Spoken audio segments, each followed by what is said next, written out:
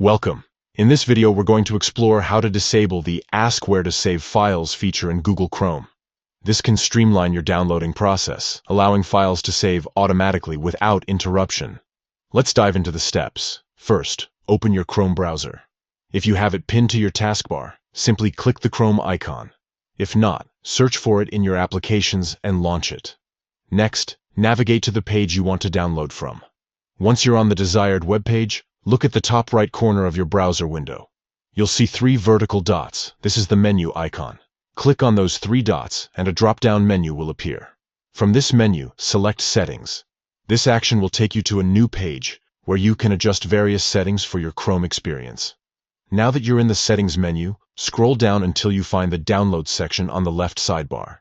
Click on it to access the download settings. In the Download section, look for the option that says Ask where to save each file before downloading.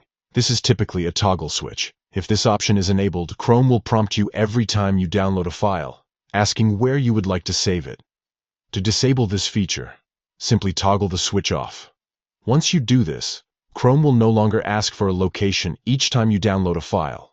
Instead, it will save files directly to your default download folder automatically. And that's it. You've successfully disabled the Ask Where to Save Files feature in Google Chrome.